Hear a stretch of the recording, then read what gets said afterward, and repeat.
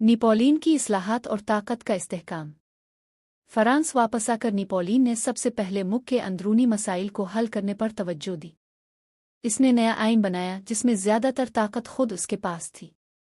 तालीम के निज़ाम को बेहतर किया, स्कूल और अकेडमियाँ कायम की। अदालती निज़ाम के लिए इसने मशहूर नापोलियनिक कोड, नेपोलियन कोड, बनाया जो आज भी कई ममालिक के कवानीन की बुनियाद है। मईशत को संभाला और किसानों को ज़मीन दिलाई। ये इस्लाहात आम लोगों के लिए फ़ायदा मंद थीं, इसीलिए अवाम की एक बड़ी तादाद नेपोलियन की हिमायती बन गई। नेपोलियन का बादशाह बनना 1804। 1799 से 1804 तक नेपोलियन ने अपनी ताकत को मजबूत किया। फिर 1804 में इसने खुद को फ्रांस का शहंशाह, एम्परर, करार दिया। दिलचस्प बात यह है कि ताजपोशी के मौके पर पापाए रोम ताज लेकर आए, लेकिन नेपोलियन ने ताज उनके हाथ से लेकर खुद अपने सर पर रख लिया। ये इस बात की अलामत थी कि वो अपनी ताकत किसी और से नहीं बल्कि अपनी काबिलियत और इख्तियार से हासिल कर रहा है। नेपोलियन की फतूहात और यूरोप पर गलबा। नेपोलियन ने फ्रांस की फ़ौज को मज़ीद ताकतवर बनाया और पूरे यूरोप में मुहिम्मात शुरू की। ऑस्ट्रिया, प्रोशिया और रूस को कई जंगों में शिकस्त दी।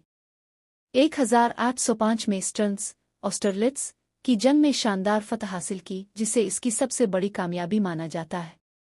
यूरोप के ज़्यादातर हिस्से पर इसका कब्जा हो गया और वो बर्रे-आज़म यूरोप का सबसे ताकतवर हुक्मरान बन गया। नेपोलियन की गलतियाँ और ज़वाल का आगाज़। इतनी फतूहात के बावजूद नेपोलियन ने कुछ बड़ी गलतियाँ की। इसने बरतानिया को कमज़ोर करने के लिए तिजारती नाकाबंदी की, लेकिन ये कामयाब ना हो सकी।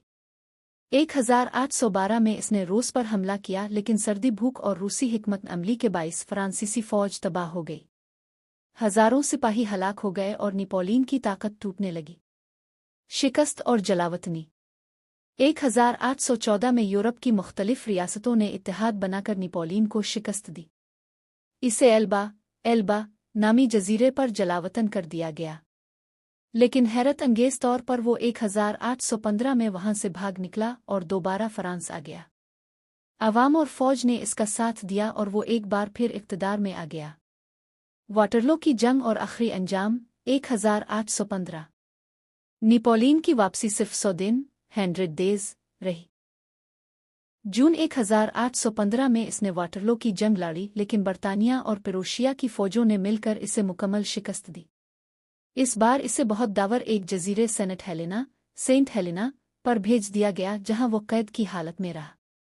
मौत। नेपोलियन ने अपनी ज़िंदगी के आखिरी साल सेंट हेलेना में गुजारे और 1821